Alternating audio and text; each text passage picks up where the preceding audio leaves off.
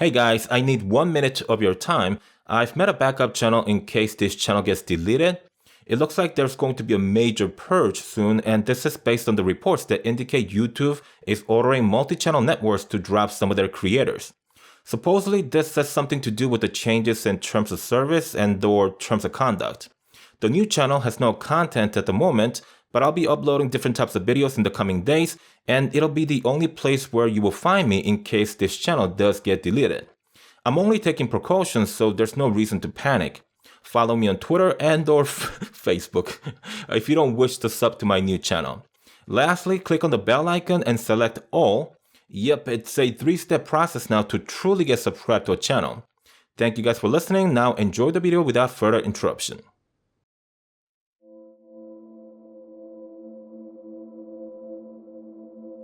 I work security for a giant of a corporation.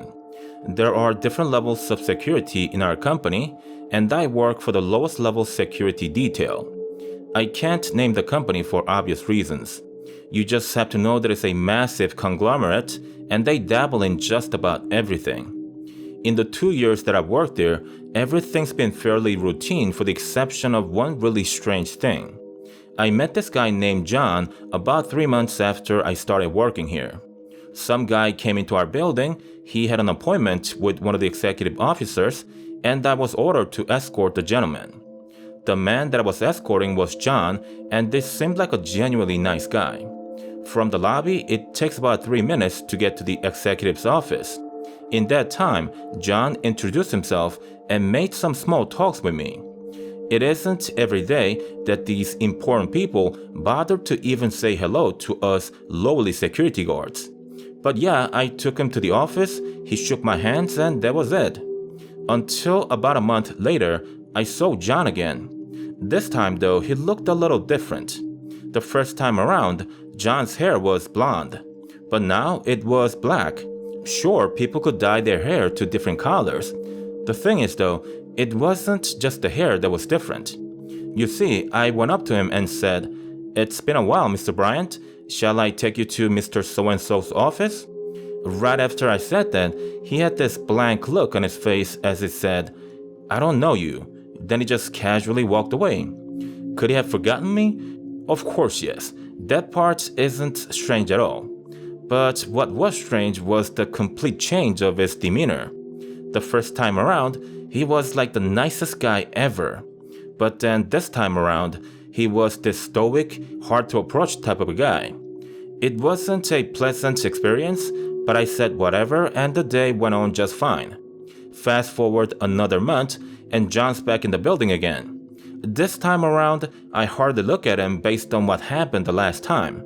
He dyed his hair blonde again and his face, well, looks friendly again. He walks right up to me and says, "Hey Gerald, how are you?" I sort of fumbled the words because I was taken aback by yet again the reversal of his demeanor. But regardless, I managed to say hi to him and proceeded to escort him upstairs. On the way to the office, I asked him why he had changed his hair color again. The response I got wasn't what I expected. John said, "Dye my hair? I've never once dyed my hair in my life. You must have mistaken me with someone else." At that moment, I thought I was talking to someone with multiple personality disorder. That is until I saw John again yet another month thereafter. This time around, his hair was brown and there were some subtle differences in his cheek and nose bone structures. They were tiny details, but I was always good with remembering people's faces. I did really bad in school. I always thought that I was dumb as a rock, yet somehow I could remember the faces of every single student I came across in school.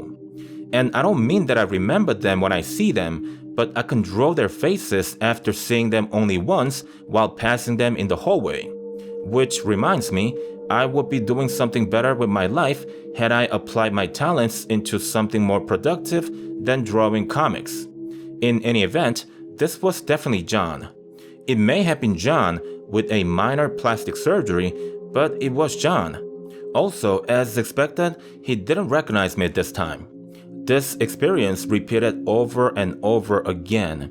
I've seen more than a dozen different Johns, And the friendly John has come back a few times as well. But here's the crazy part of the whole thing. Whenever the friendly John came back, he looked exactly the same as the day when I first saw him. No hair dye or plastic surgery. It was the same exact John I had met the first time around. So you gotta ask, who the heck were those other Johns? How is it possible that each and every one of them looked different from the original John? There were subtle differences like, say, lower or higher nose bridge, different thickness of lips, different depth of eyes, and different sizes of ears. But they were all John, just different versions, I would say. Call me crazy, but I don't think human cloning is in its experimental stage as the mainstream media wants us to believe. Because otherwise, I can't explain all those Johns. Yeah, I've said it. I think John is a clone. No, all the Johns are clones. If you think about it, it's terrifying to think what they could do with this technology if indeed it does exist. Just imagine, those who possess the technology could potentially replace anyone they want with their clones. Be it politicians, judges, police, and even you. Even a lowly security guard like myself could be replaced whenever and no one would suspect anything.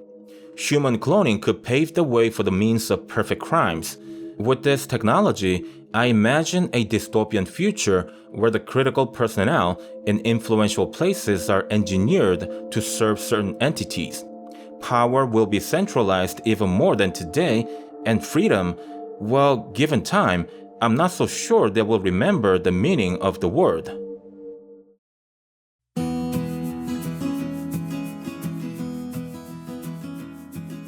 Two weeks ago, I was deep in the woods somewhere in central USA. I was there to camp a few nights all by myself. I do this a few times a year. I go out in the woods alone and relish the time away from my boss, girlfriend, and certain friends. Don't get me wrong, I'm not anti-social. I've got friends, I go to work, get along just fine with my coworkers, and enjoy people's company about 90% of the year. I'm just one of those weird people who enjoys solitude. I don't want it all year long, but it's just kind of nice to be alone from time to time. Anyhow, I arrived at the spot I had camped on the previous visit at around noon. I set up the tent, built a little fire pit for the night, had quick lunch, and the time was 2 p.m. by then. As expected, being in nature was magnificent. These outings really clear up my head and makes me feel like a brand new man. Night came after a short stint of fishing, which was a failure by the way. I didn't catch anything. Even so, I had a pleasant sleep overnight and woke up the next day in great shape. I was mentally and physically in tip-top condition. I did a little hiking and then a few hours of fishing on the second day. Time seemed to pass real fast because I was enjoying myself so much. It was around 9 p.m. when I was getting ready to call it a night. That's when I saw a really bright light in the sky.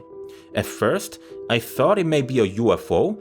I say that because the light was hovering in the same position in the sky, yet I couldn't hear the noise of a helicopter. I'm a huge UFO geek, and as you might imagine, I was really pumped that I might actually be witnessing a true alien craft. Soon after, more lights started appearing in the sky, and I could actually make out the shape of the crafts the lights were emanating from. It was insane because I was seeing crafts of all shapes. I saw the triangular ones, the round dish types, and the infamous V-shaped UFO was there as well. My mind was lost in the spectacle for a while, but then I realized I had to film this thing. I took out my phone and began filming. There was one problem, however. The camera on my phone wasn't capturing anything. It was just white, almost like what you would see if you pointed a flashlight directly onto the camera lens. Taking photos had the same effect. They all came out white. In that moment, I said fudge it, put away the phone, and decided to just witness the moment. A couple of minutes had passed, and the crafts weren't doing anything. They were just up in the sky and hovering. There was absolutely no movement. Then, just as it appeared suddenly, it disappeared in an instant. The sky was clear again, and the crafts were nowhere to be seen. I stayed there for 2 more nights, but the crafts didn't come back. When I went home, I thought about what I had seen almost every day. I wanted to know if they were actual UFOs piloted by aliens, or if they could have been some type of experimental crafts made by our own government. I'm not an aviation or UFO expert, but I've concluded that these crafts were neither UFOs or some type of secret government experimental crafts. My reasoning for that is this. The excitement of witnessing such spectacular event died down not long after I came home. When I was a lot calmer and myself again, I replayed the event in my head over and over again. And every single time, I felt that the crafts looked so fake. To explain to you what I mean by that, I think I should tell you to do a search on YouTube on holograms or 3D holograms. You'll notice that they look amazing, but there's no getting around the fact that they look fake. About now, if you are as geeky as I am, I'm sure you know what I'm trying to point you to. I'm talking about Project Bluebeam. There are many theories on what this secret program could be used for. Some say that it'll be used to create a new religion by discrediting all existing religions. Imagine showing the populace the arrival of God, a true God that doesn't belong to any religion on earth. The theory is that the religious folks will abandon their faith in their current religion, and the atheists will become believers of this one true God. There's another technology that will aid the conversion into the new religion. Low-frequency radio waves will be used to telepathically communicate with humans in an attempt to shape their beliefs to match those taught by the New Age religion. I'm not saying this is a fact. I'm merely describing to you some of the theories people have put forth on the internet. Then there's also the theory that the US government would fake an alien invasion, the end goal being the creation of the New World Order. The fact that we have a common enemy would unite us all, and we would happily relinquish some of our freedom to effectively fight off the enemy. Those are a couple of the more popular theories on the subject. Some of you may remember the dark skyscrapers floating in the clouds above China. Many have said that was a practice run for future events to come. I wasn't fully on board when the news came out, but what I had witnessed on the night in question has changed my mind completely on the subject. I think they're perfecting the laser-projected 3D hologram technology. They may do test runs out in the open as they have in China, and I think some of the more complex ones are being performed in the middle of nowhere, just like the place where I was camping. I may be wrong about the crazy theories I've got in my mind, but I'm not wrong about what I had seen on that night. That worries me. It worries me a lot.